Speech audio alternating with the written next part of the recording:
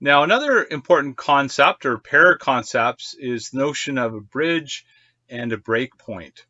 A bridge is a tie that connects two otherwise disconnected sets of actors, such as different cliques, for example. Um, Breakpoints are the actors at either end of a bridge. So, for example, here we have a couple of different clusters, network clusters, Group A and Group B. And we can see that there's a tie from small case A to small case B. This is a dashed line. This is meant to represent what's referred to in the network literature as a weak tie. Now here, if we think about this in the context of using social networks to think about COVID, if we removed that weak tie, then this bridge would no longer exist. But if that meant that there was no social connection between these two groups, that would mean also logically that it would be impossible for the coronavirus to pass from, say, Group A to Group B, right? And so this is one of the ideas in both of the papers, in fact, that I asked you to look at. But if we think about the Whedon and Cornwell article in particular, one of the things they're interested in doing is, reducing the number of linkages between clusters in various ways. And one of the ways to do that is to alter some of the trajectory in which people take classes at university, such as eliminating very large in-person classes where there might be a number of these types of bridges. Another illustration that we can think about here is this illustrates the notion where a lot of epidemiologists and in fact government protocol is discouraging travel, right? So we could think about Group A and Group B as two different communities. And if the tie here represented, a person traveling from one community to another, if we eliminate that tie or we eliminate the travel, then we eliminate the spread of the virus. So the notion of a bridge is if the tie doesn't exist, then whatever needs to be transmitted across the tie can't be transmitted. The notion of a breakpoint is that if one of the individual nodes at the end of the bridge is removed from the graph, then that also means that those different segments of the graph would be become unconnected. And this is actually a really important and interesting issue for a lot of sociological problems beyond the spread of infectious diseases, but we won't pursue that in more depth here at the moment.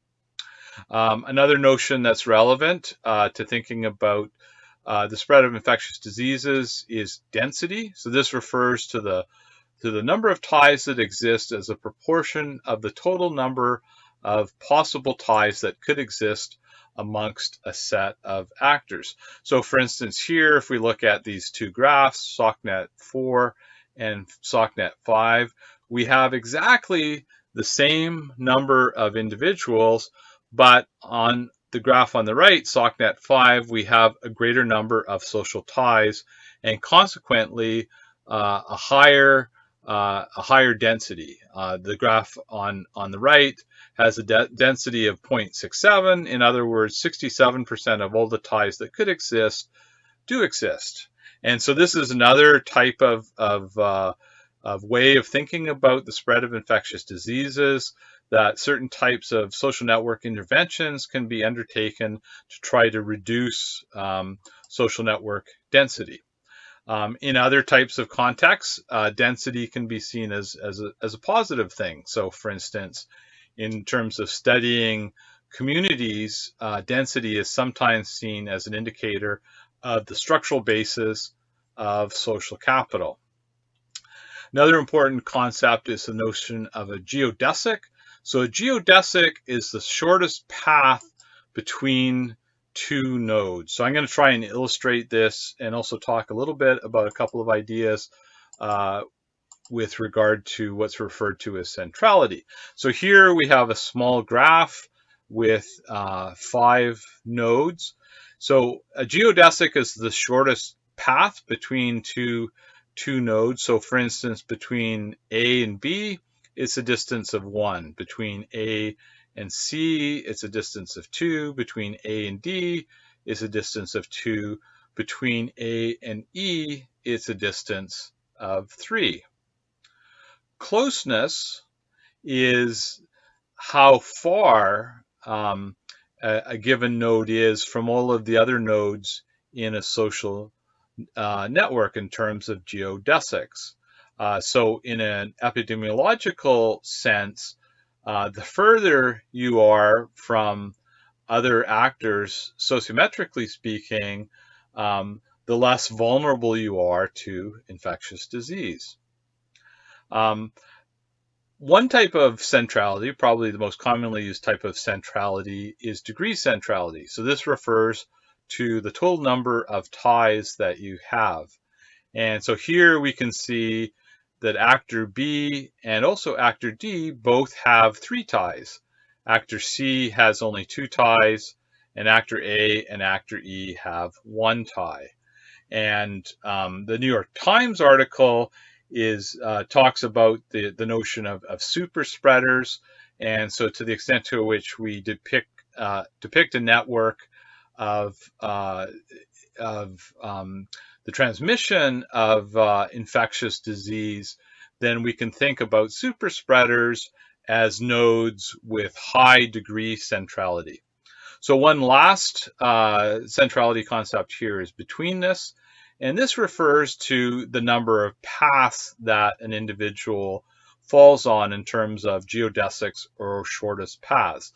So for instance, from D to A, the path has to go through B, and also from E to A, the path has to go through B. And it turns out that B and D have highest betweenness centrality in this graph as well. And in the context of the spread of infectious diseases, betweenness centrality also makes nodes more vulnerable. This is a couple more graphs and the accompanying matrices with the data. One quick thing I would say here is we can think about centrality at the node level, but we can also think about it at the graph level. And we can see that the graph on the left is much more centralized, with actor G having much higher centrality than the other actors. On the graph on the right, everyone has the same level of centrality, and so this is a graph that is not very centralized. There's also a variety of ways of thinking about subgroups in social networks. One notion of subgroups is the notion of a clique.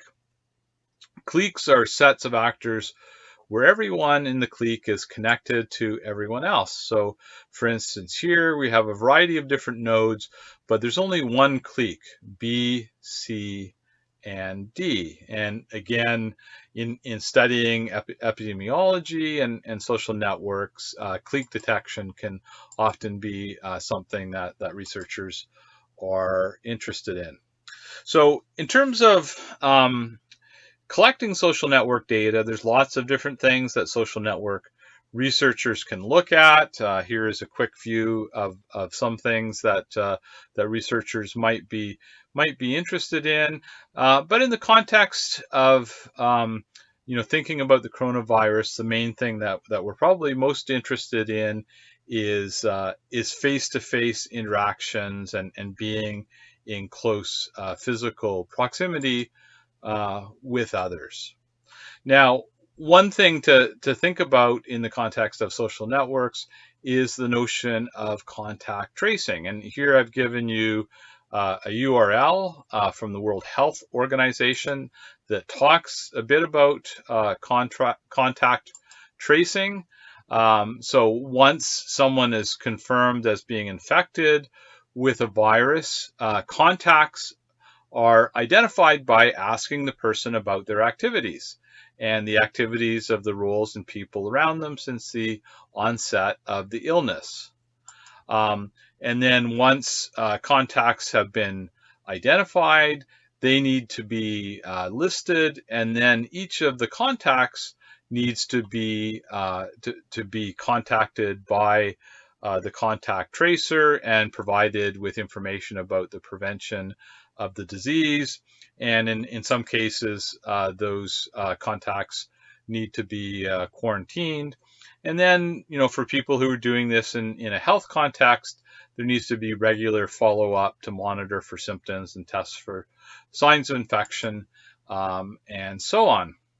We can also think about this problem in a more general context, in the context of social network research.